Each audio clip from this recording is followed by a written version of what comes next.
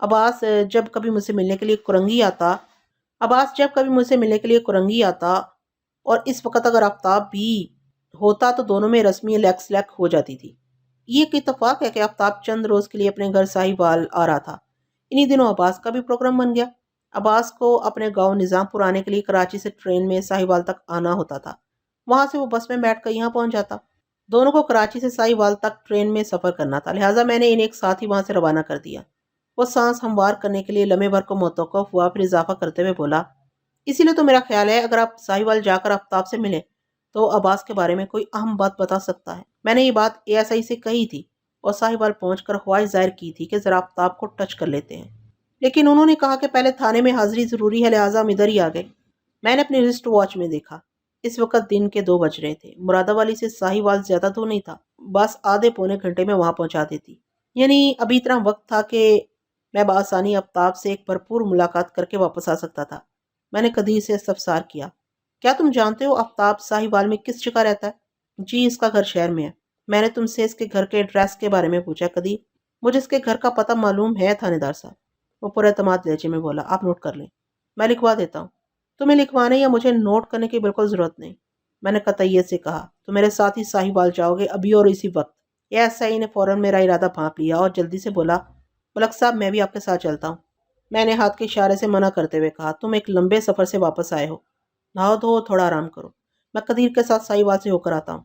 फिर मैंने कदीर की तरफ देखते हुए पूछा, क्या तुम तैयार हो? जी बिल्कुल तैयार हूँ, मेरी तरफ से अभी निकल चले। मैंने सताइशी नज़र से इसकी तरफ देखा और कहा, कदीर मुझे एहसास है कि तुम भी गुलफराज की तरह बुरी तरह थके हुए हो, लेकिन तुम्हें अपने साथ ले जाना मेरे नज़दीक कई हवालों से बहुत ज़रूरी है, इसलिए तुम्हें मेरा साथ देना होगा। आफ्ताब से मिलने के बाद मैं तुम्हें आज़ाद कर दूंगा। तुम रात की कोई ट्रेन या बस पकड़कर लोधरा की तरफ निकल जाना और हफ्ता 10 दिन अपने बीवी बच्चों के साथ गुजार कर वापस कराची जाना। अगर तुम्हारा सेठ कोई उल्टी सीधी बात करे तो कह देना। मैंने तफ्तीश के सिलसिले में तुम्हें मौजा मुरादाबादी में रोक रखा था और अगर ये बात भी तुम्हारे सेठ की खोपड़ी में ना समाए तो सीधा मुतल्लका थाने पहुंच जाना। थाने में इस बात का पक्का रिकॉर्ड मौजूद है कि एएसआई गुलफराज एक मर्डर केस की तफ्तीश के सिलसिले में तुम्हें कराची से अपने साथ लेकर जा रहा है। पुलिस वालों का एक दबका तुम्हारे सेठ का दिमाग दुरुस्त कर देगा। वो एकदम बहुत ज्यादा खुश हो गया। सफर की थकन, बेआराम और नींद वगैरह को भूल कर मुसरत अमेज लहजे में बोला, जनाब जब आपकी जानब से मुझे ये आसानी फ्राहम है तो फिर मैं 10-15 दिन से पहले तो हरगिज वापस जाने के बारे में नहीं सोचूंगा, लेकिन 15 से 16 नहीं होना चाहिए कदीर। मैंने तनबीही अंदाज में कहा, अगर मुझे पता चला कि तुमने मेरी नरमी से नाजायज फायदा उठाने की कोशिश की तो याद रखना, मैं तुम्हें कराची में भी सुकून से रहने दूंगा और ना ही लोधरा में। मेरी बात समझ रहे हो ना? जी जी समझ गया, बिल्कुल समझ गया, वो गहरी संजीदगी से बोला। मुझे मुरादाबादी से साहिवाल की जानब आते हुए मैंने बस में अब्दुल कदीर से एक नहायत ही अहम सवाल किया था। मुझे मकतूल गुलाम अब्बास के माँ बाप ने बताया है कि तुमने भी इस बात की तस्दीक की है कि वो अच्छी खासी रकम अपने साथ लेकर आया था। क्या तुम्हें पता है कि उसके पास कितने पैसे थे?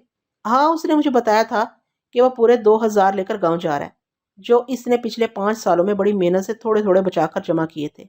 कदीर ने तशवीश भरे लहजे में जवाब दिया। मैंने उसे ताकीद की थी कि वो रकम को संभाल कर ले जाए, ये रकम मामूली नहीं थी जनाब। तुम ठीक कहते हो कदीर, मैंने सोच में डूबे हुए अंदाज में कहा। इतनी बड़ी रकम के इसके हसूल के लिए किसी की जान भी ली जा सकती है। कहीं आप ये तो नहीं कहना चाह रहे कि खुदा ना आफ्ताब ने? उसने उलझन ज़दा अंदाज में जुमला अधूरा छोड़ा तो मैंने सपाट लहजे में कहा, मैं कबल इस वक्त हतमी तौर पर कुछ नहीं कह सकता, लेकिन ऐसा सोचने में कोई मुज़ायका या हर्ज भी नहीं। जनाब मैं आफ्ताब को अच्छी तरह जानता हूँ, और फिक्रमंदी से बोला, इसके खराज को समझता हूँ, वो इस किस्म की हरकत नहीं कर सकता।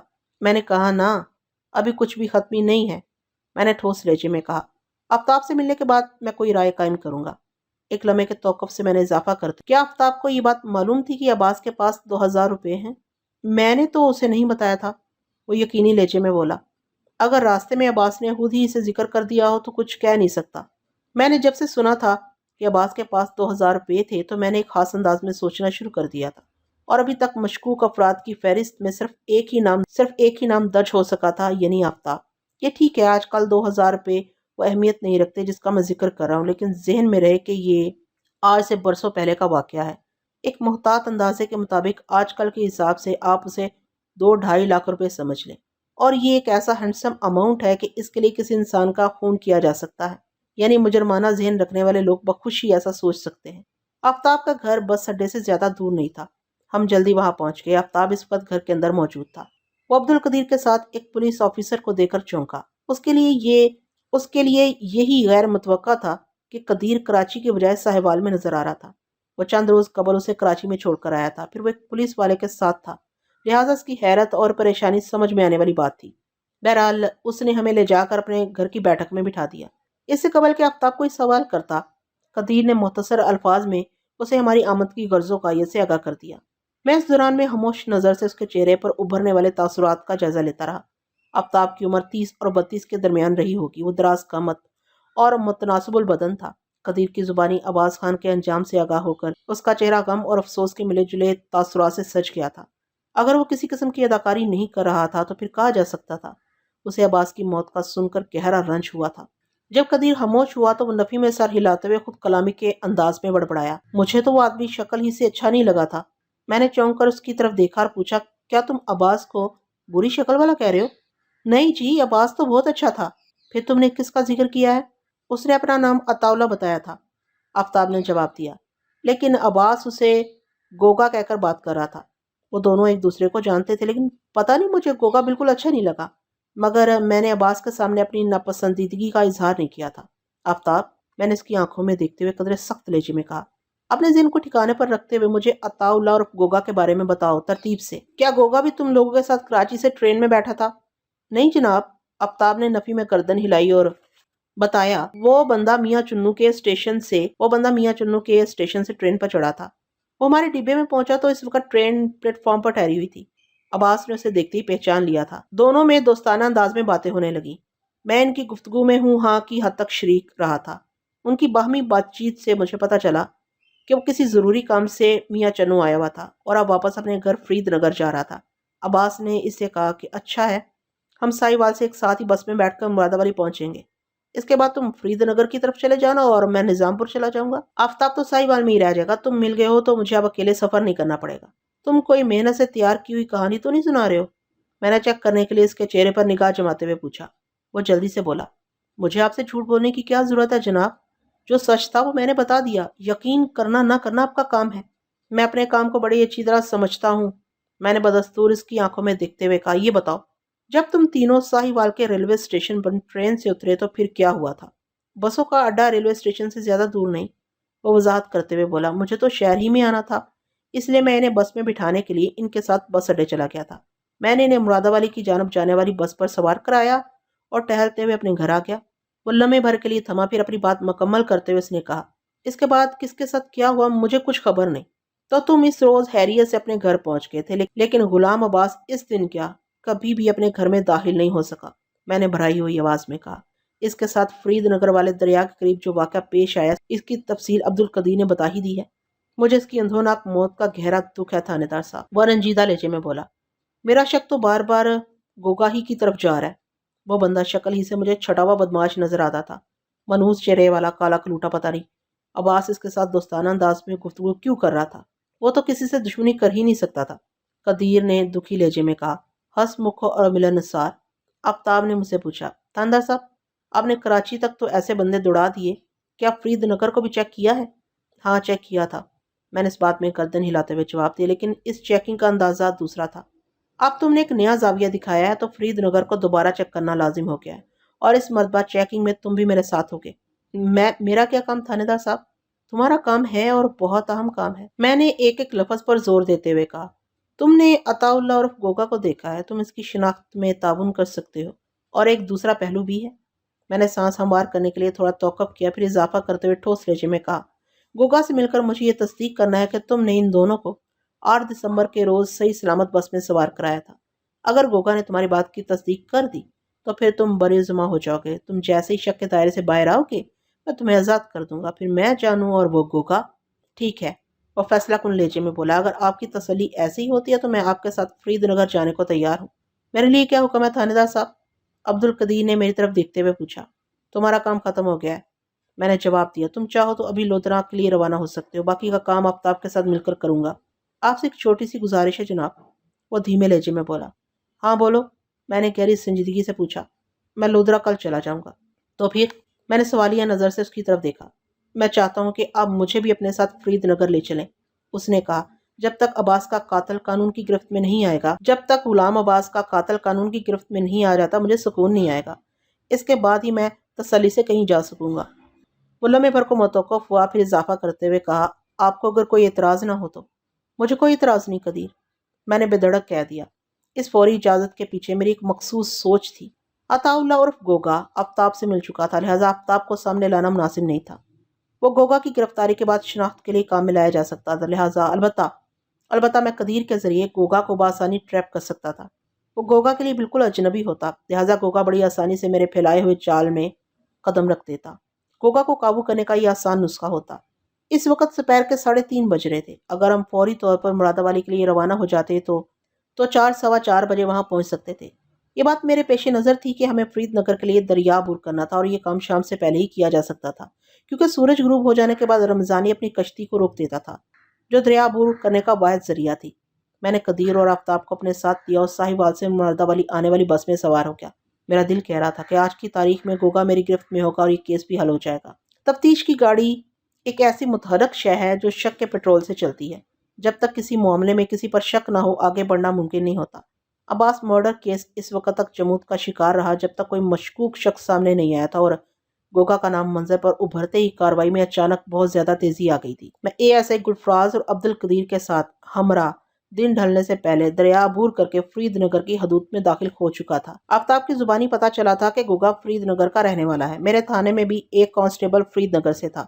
میں نے آگے قدم بڑھانے سے قبل اس کانسٹیبل سے گوگا کے بارے میں تصدیق کر لی تھی۔ آفتاب نے گوگا کا جو قد کاٹ اور حلیہ بیان کیا تھا، اسے سن کر مذکورہ کانسٹیبل نے تصدیق کر دی کہ گوگا فرید نگر ہی کا رہنے والا ہے، بلکہ اس نے گوگا کے گھر کی لوکیشن بھی سمجھا دی، لہٰذا ہمیں مطلوبہ گھر تک پہنچنے میں کوئی دشواری کا سامنا نہیں کرنا پڑا۔ میں اور ASI گلفراز سادہ لباس میں تھے تاکہ ہمیں پولیس کی وردی میں دیکھ کر فرید نگر میں کوئی ہلچل نہ مچے، اور ایسا ہی ہوا بھی تھا۔ ہم تینوں کسی کی نظر میں تشویش پیدا کیے بغیر گوگا کے دروازے پر پہنچ گئے۔ یہ مجھے معلوم ہو چکا تھا کہ گوگا اس گھر میں اپنی بوڑھی ماں جنت بی بی کے ساتھ رہتا تھا۔ میں اور ASI تھوڑے فاصلے پر رک گئے اور قدیر سے کہا کہ وہ دروازے پر دستک دے۔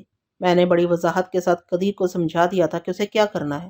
قدیر کی دستک کے جواب میں دروازہ کھلا اور ایک سیاہ بجنگ چہرہ کھلے ہوئے دروازے میں نمودار ہوا۔ تاریکی کے باوجود بھی میں نے اس شخص کے خلیے اور خد و خال سے پہچان لیا کہ وہ گوگا ہی تھا۔ میرے رگ و روپے میں ایک سنسنی سی دوڑ گئی۔ گوگا نے اپنے سامنے ایک اجنبی کو کھڑے پایا تو اس کے چہرے پر سینکڑوں سوالیہ لکیریں کھنچ گئیں۔ قدیر نے میری ہدایت کے مطابق اس سے کہا، تم گوگا ہی ہو نا؟ ہاں، مگر تم کون ہو اور میرے بارے میں کیوں پوچھ رہے ہو؟ گوگا نے بات ختم کرنے سے پہلے نگاہ اٹھا کر ہماری جانب دیکھا اور قدیر سے کہا، میں تو تمہیں نہیں جانتا۔ میں اور ASI ایسے زاویے سے کھڑے تھے کہ تاریکی کے باعث گوگا ہمارے چہرے پوری طرح نہیں دیکھ سکتا تھا۔ قدیر نے اس سے کہا، میں بھی تمہیں نہیں جانتا، لیکن وہ دونوں تمہیں اچھی طرح جانتے ہیں۔ وہ میاں چنو سے تمہیں ملنے کے لیے آئے ہیں، کمال دین اور افتخار احمد۔ میاں چنو؟ وہ ایسے اچھلا جیسے اپنے سامنے کسی خوفناک بلا کو دیکھ لیا ہو۔ اس استفسار کے ساتھ ہی گوگا نے جلدی سے دروازہ بند کرنے کی کوشش کی۔ قدیر کو اس کی جانب سے ایسی حرکت کی بھرپور توقع تھی، لہٰذا پلک چپکتے میں اس نے گوگا کی کوشش کو ناکامیاب بنا دیا۔ اس نے مکانکی انداز میں گوگا کو ایک دھکا دیا تو وہ توازن قائم نہ رکھ سکا۔ اگلے ہی لمحے وہ دھڑام کی آواز کے ساتھ گھر کے سین میں جا گرا۔ قدیر کا کردار بس اتنا سا تھا۔ اس کے بعد میں بجلی کسی تیز سے متحرک ہوا اور ایک جست بھر کر گوگا کے گھر میں داخل ہو گیا۔ پھر اس سے قبل کہ گوگا خود کو سنبھال کر اٹھتا، میں اس کے سر پر پہنچا اور اس کے دونوں بازوؤں کو موڑ کر پشت پر کس دیا۔ میری تقلید میں گلفراز بھی چھلانگ لگا کر گھر میں آیا تھا۔ اس نے گوگا کو میری گرفت میں بے بس دیکھا تو فوراً ہتھکڑی برآمد کر لی۔ میں گوگا کے ہاتھوں کو اس کی پشت پر جکڑے کھڑا تھا، لہٰذا ASI نے الٹی ہتھکڑی لگا دی۔ میں نے گوگا کے سامنے جاتے ہوئے کڑے لہجے میں استفسار کیا، بتاؤ، تم نے کراچی سے آنے والے عباس کے ساتھ کیا کیا تھا؟ عباس؟ کون عباس؟ وہ مجھے دھوکہ دینے کی کوشش کرنے لگا۔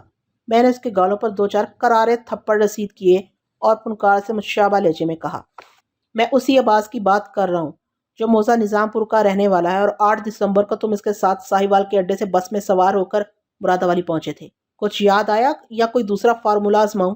اٹھا پٹک کی آواز سن کر گوگا کی ماں جنت بی بی ایک کمرے سے برآمد ہوئی اور مجھ سے مخاطب ہو کر پوچھنے لگی، آپ لوگ کون ہیں؟ میرے بیٹے کو کیوں مار رہے ہیں؟ میں نے اپنا تعارف کراتے ہوئے کہا، میں اس علاقے کا تھانے دار انچارج ملک صفدر حیات ہوں اور غلام عباس نامی ایک بندے کے قتل کی تفتیش کر رہا ہوں۔ میرے اس تعارف سے گوگا کے چہرے کے تاثرات میں کوئی نمایاں تبدیلی دیکھنے کو نہ ملی، اور اس کی وجہ یہ تھی کہ تعارف سے پہلے ہی وہ مجھے پہچان چکا تھا۔ میں جب اس کے سامنے آیا تو مجھے اس کی آنکھوں میں شناسائی کی جھلک نظر آئی تھی۔ وہ مجھے تھانے دار کی حیثیت سے اچھی طرح جانتا تھا۔ جنت بی بی نے لرزتی ہوئی آواز میں کہا، تھانے دار صاحب، میرے بیٹے کا کسی عباس کے قتل سے کیا تعلق ہے؟ تم خاموش بیٹھ کر دیکھتی رہو۔ میں نے قدرے سخت لہجے میں کہا، سارا تعلق اور تمہارے بیٹے کا کھیل تمہاری سمجھ میں آ جائے گا۔ میں تم سے کچھ بھی چھپا کر نہیں کروں گا۔ پھر میں نے گوگا کی طرف دیکھتے ہوئے کہا، تم اس روز میاں چنو سے ٹرین میں سوار ہوئے تھے۔ مقتول غلام عباس آفتاب نامی ایک بندے کے ساتھ کراچی سے آ رہا تھا۔ تم اور عباس پہلے سے ایک دوسرے کو اچھی طرح جانتے تھے، لہٰذا تم میں بے تکلفی سے گفتگو ہونے لگی۔ آفتاب کو ساہیوال تک ہی جانا تھا، لہٰذا وہ تم دونوں کو بس میں سوار کرا کے اپنے گھر چلا گیا تھا۔ اور جناب، آپ میری بات کا یقین کیوں نہیں کرتے؟ وہ قطع کلامی کرتے ہوئے نیم احتجاجی لہجے میں بولا، میں کسی آفتاب عباس کو نہیں جانتا، اور یہ کہ میں تو کافی عرصے سے میاں چنو گیا ہی نہیں۔ آپ مجھ سے پہلے اس نے میری بات پوری نہیں ہونے دی تھی۔ اب کی بار میں نے اس پر لات گھونسے برساتے ہوئے اسے مزید بولنے سے روک دیا۔ اس کی مناسب سی خاطر تواضع کے بعد میں نے اسے مخاطب کرتے ہوئے خوخار لہجے میں کہا، گوگا، یہ مت سمجھنا کہ میں نے تم پر کچا ہاتھ ڈالا ہے، اور یہ کہ تم اپنی کسی مکاری سے مجھے فریب دینے میں کامیاب ہو جاؤ گے۔ جس آفتاب کی شناسائی سے تم انکاری ہو، وہ اس وقت تھانے کے اندر بیٹھا ہے۔ میں سپہر میں اسے ساہیوال سے لے کر آیا ہوں، اور اب تمہیں بھی تھانے پہنچانے والا ہوں۔ تم آفتاب کو دیکھتے ہی پہچان لوگے۔ تمہیں یہ بھی یاد آ جائے گا کہ تم 8 دسمبر کو میاں چنو سے ٹرین میں سوار ہوئے تھے، اور پھر ساہیوال کے بس اڈے سے آفتاب نے تمہیں اور مقتول عباس کو بس میں بٹھایا تھا۔ میں لمحے بھر کے لیے سانس لینے کو متوقف ہوا، پھر سنسناتے ہوئے لہجے میں اضافہ کیا، اور کوشش کر کے تمہیں یہ بھی یاد کرنا ہوگا کہ مقتول عباس کے پاس جو 2000 روپے تھے کہاں غائب ہو گئے۔ جائے وقوع پر اس کا جو سامان مجھے ملا، میں نے اسے اچھی طرح کھنگالا ہے اور مقتول کی جامع تلاشی بھی لے چکا ہوں، لیکن 2000 کی تگڑی رقم میرے ہاتھ نہیں لگی۔ اس راہ سے تم ہی پردہ اٹھا سکتے ہو۔ وہ ایک سیاہ روح شخص تھا۔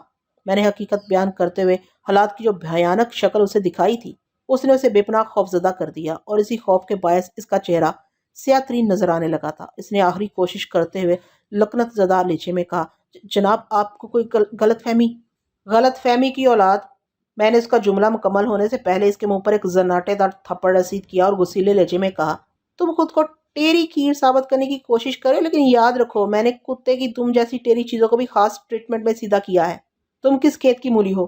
گوگا اس دھمکی پر اندر سے لرز کر رہ گیا، لیکن اوپر سے وہ خود کو مضبوط ظاہر کرنے کی ناکام کوشش کرتا رہا۔ ASI نے مجھ سے مخاطب ہوتے ہوئے کہا، ملک صاحب، اس کو تھانے لے چلتے ہیں، وہاں اس کی زبان بولنے کے قابل ہو جائے گی۔ میرا بھی یہی خیال ہے گلفراز، میں نے ٹھہرے ہوئے لہجے میں کہا، لیکن یہاں سے رخصت ہونے سے پہلے ایک ضروری کام بھی کرنا ہے۔ ASI نے سوالیہ نظر سے مجھے دیکھا۔ میں نے کہا، میں سرما کو سنبھالے ہوئے ہوں، تم قدیر کے ساتھ مل کر اس کے گھر کی تلاشی لو، بہت اچھی طرح، ایک ایک شے کو چیک کرنا ہے۔ اگر گوگا نے ایک سوئی بھی کہیں چھپا کر رکھی ہے تو اسے برآمد ہونا چاہیے۔ میرے اس احکام پر گوگا کا چہرہ متغیر ہو گیا، اور اس کی آنکھوں میں بھی مجھے بڑے اونچے درجے کا اضطراب ہلکورے لیتا ہوا محسوس ہوا۔ مجھے یہ سمجھنے میں ایک لمحہ بھی نہ لگا کہ دال میں کچھ کالا تھا، اور گوگا کی رنگت کو دیکھتے ہوئے میں بڑے وثوق سے کہہ سکتا تھا کہ یہاں تو پوری دال ہی کالی تھی، جو اس کے کالے کرتوتوں کی بڑی سنسنی خیز کہانی سنا رہی تھی۔ میری تجربہ کا نگاہ نے فوراً بھانپ لیا کہ گوگا کو اپنے انجام کا یقین ہو گیا ہے۔ تھوڑی دیر کے بعد میرا اندازہ 100% درست ثابت ہوا۔ ایسا ہی جوش بھرے انداز میں ایک کمرے سے برآمد ہوا۔ قدیر بھی اس کے عقب میں دکھائی دیا۔ میں نے گلفراز کے ہاتھ میں ایک چھوٹی سی تھیلی دیکھی جو اس نے نمایاں کر کے پکڑ رکھی تھی۔ میں سمجھ گیا کہ اس کے چہرے پر اور حرکات و سکنات میں جو جوش اور ولولہ نظر آ رہا ہے وہ اسی چرمی تھیلی کا رہن منت ہے، اور میرے اس اندازے کی تصدیق عطا اللہ عرف گوگا نے بھی کر دی۔ میری طرح اس نے بھی گلفراز کے ہاتھ میں مذکورہ چرمی تھیلی دیکھ لی تھی، اور اس تھیلی کو دیکھتے ہی اس کے چہرے پر کچھ ایسی نوعیت کے آثار ابھرے تھے جیسے اس کا کروڑوں اربوں مالیت کا کوئی مال بردار جہاز بیچ سمندر کے غرقے آب ہونے کو ہو گیا ہے۔ وہ ہر احتیاط کو بالائے طاق رکھ کر اس تھیلی کی جانب دوڑ پڑا تھا۔ ان لمحات میں اسے یہ بھی خیال نہیں رہا تھا کہ اس کے ہاتھوں میں الٹی ہتکڑی لگی ہوئی ہے۔ ASI نے اسے دھکا دے کر ایک طرف گرایا اور چرمی تھیلی میری طرف بڑھاتے ہوئے بولا، صاحب، اس بدبخت کے جرم کا ٹھوس ثبوت مل گیا ہے۔ اس تھیلی کے اندر پورے 2000 روپے کے نوٹ پڑے ہوئے ہیں، جو اس نے کپڑوں والے صندوق میں ایک قمیض کی تہہ میں چھپائی ہوئی تھی۔ بات ختم کرتے ہی ASI زمین پر پڑے گوگا کی طرف لپکا، پھر بڑی بے دردی سے اسے ٹھٹے برسانے لگا۔ دیکھتے ہی دیکھتے قدیر بھی اس نیک کام میں اس کا ہاتھ بٹانے لگا۔ میں ایک سکون بخش گہری سانس خارج کر کے رہ گیا۔ بالآخر عباس کے قتل کا معمہ حل ہو گیا تھا۔ جب گلفراز اور قدیر اپنے ارمان نکال چکے تو میں نے گوگا سے چرمی تھیلی والی رقم کے بارے میں استفسار کیا۔ اس کے پاس کوئی بھی معقول اور تسلی بخش جواب نہیں تھا جو اس کے مجرم ہونے کی ایک ٹھوس دلیل تھی۔ اس رات میں نے رمضانی ماہی گیر کو کچی نیند سے جگایا اور اسے نائٹ ڈیوٹی کرنے پر مجبور کیا۔ وہ اپنی کشتی میں مجھے، گلفراز، قدیر اور زیر حراست گوگا کو بٹھا کر فرید نگر سے موزہ مرادآبادی لے آیا۔ گوگا راستے بھر خاموش رہا تھا اور میں نے بھی اسے چھیڑنے کی کوشش نہیں کی۔ اس کے مجرم ہونے میں کسی شک و شبے کی گنجائش باقی نہیں تھی، اور رہی صحیح کسر اس وقت پوری ہو گئی جب گوگا پر نگاہ پڑتے ہی آفتاب پکار اٹھا تھا۔ یہی ہے وہ بندہ جسے اس روز میں نے عباس کے ساتھ ساہیوال کے اڈے سے بس میں بٹھایا تھا۔ میں نے گوگا کی طرف دیکھتے ہوئے کہا، تم شرافت سے اپنے جرم کا اقرار کرتے ہو یا آج کی رات میں تمہیں حوالدار حیدر شاہ کے حوالے کر دوں؟ حیدر شاہ بہت ہی مہمان نواز اور متواضع ثابت ہوا ہے۔ تمہاری یہ رات بڑے آرام و سکون سے گزرے گی۔ میرا معنی خیز استفسار اس کی عقل میں جگہ بنانے میں کامیاب ہو گیا۔ اور پولیس والوں کی مہمان نوازی اور خاطرداری کا مفہوم اچھی طرح سمجھتا تھا، لہٰذا مجھے یا حوالدار کو اس پر زیادہ محنت نہیں کرنی پڑی۔ شرافت کا مظاہرہ کرتے ہوئے اس نے غلام عباس کے قتل کا اقرار کر لیا۔ اس کے اقبال جرم کا خلاصہ کچھ اس طرح تھا۔ عباس کی زبانی گوگا کو معلوم ہو گیا تھا کہ اس کے پاس 2000 روپے ہیں، اور یہ پتہ چلتے ہی اس کی نیت خراب ہو گئی۔ مرادآبادی پہنچنے سے پہلے ہی وہ اسے لوٹنے کا فیصلہ کر چکا تھا۔ اگر عباس اس کے کوئی اجنبی ہوتا تو لوٹنا ہی کافی تھا، لیکن بعد میں پکڑے جانے کے امکانات ختم کرنے کے لیے اس نے عباس کو جان سے مارنے کا فیصلہ کر لیا تھا۔ جب وہ لوگ مرادآبادی پہنچ کر بس سے نیچے اترے تو گوگا نے عباس سے کہا، تمہیں تو اپنے گاؤں جانے کے لیے یہاں سے سیدھا تانگا مل جائے گا، لیکن مجھے دریا کے کنارے تک پیدل ہی جانا ہوگا۔ اب رات ہو چکی، پتہ نہیں کشتی والا بھی ملتا ہے یا نہیں۔ تم ایسا کرو کہ دریا تک میرے ساتھ چلو، اگر مجھے کشتی مل گئی تو میں اس میں بیٹھ کر فرید نگر چلا جاؤں گا، تم واپس آ جانا، اور اگر کشتی نہ مل سکی تو میں بھی تمہارے ساتھ واپس آ جاؤں گا۔ مرادآبادی سے مجھے سالم تانگا کرنا پڑے گا، جو اوپر سے گھما کر دریا کے پرانے پل سے گزارتے ہوئے مجھے فرید نگر پہنچائے گا۔ یہ سفر خاصا طویل ہو جائے گا، لیکن کیا کریں، مجبوری ہے، کر تو جانا ہے نا۔ اگر ٹرین لیٹ نہ ہوئی تو ہم سورج غروب ہونے سے پہلے ہی مرادآبادی پہنچ جاتے۔ یہ بات عباس کو بھی معلوم تھی کہ ٹرین اپنے مقررہ وقت سے 2.5-3 گھنٹے لیٹ تھی۔ اس نے گوگا کی بات پوری توجہ سے سنی اور مشورہ دینے والے انداز میں کہا، مقتول ایک شریف انسان تھا، اس سے کسی ایسی ہی اخلاقی پیشکش کی توقع کی جا سکتی تھی۔ ٹھیک ہے میں تمہارے ساتھ دریا تک چلتا ہوں، لیکن وعدہ کرو اگر تمہیں کشتی نہ ملی تو ادھر ادھر خوار ہونے کی بجائے تم تانگے میں میرے ساتھ بیٹھ کر نظام پور چلو گے، رات میرے گھر میں گزارنا اور صبح واپس آ جانا۔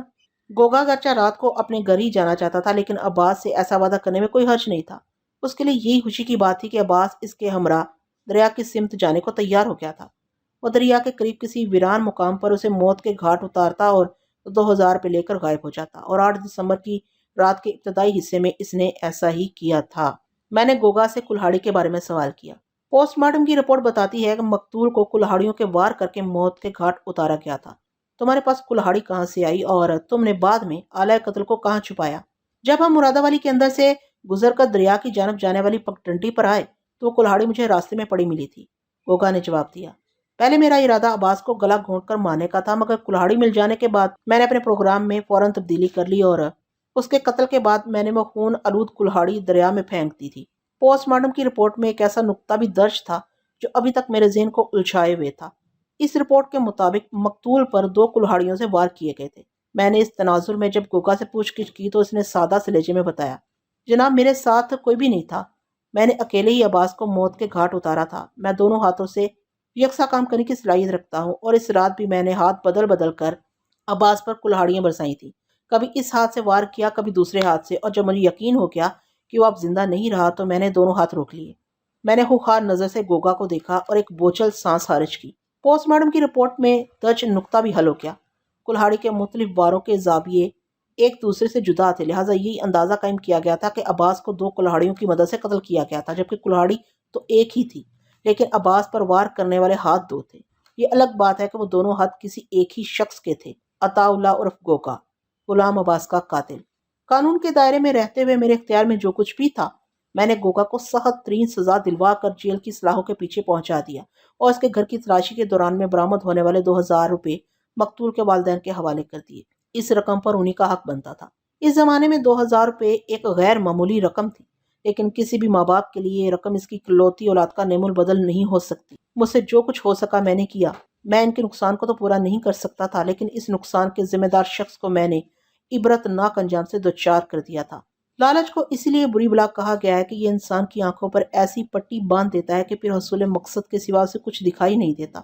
گوگا نے 2000 روپے کے لالچ میں ایک جیتے جاگتے شریف انسان کو موت کے گھاٹ اتارا تھا، وہ انسان جو اپنے والدین اور راحیلہ کے شجرے امید ہونے کی حیثیت رکھتا تھا۔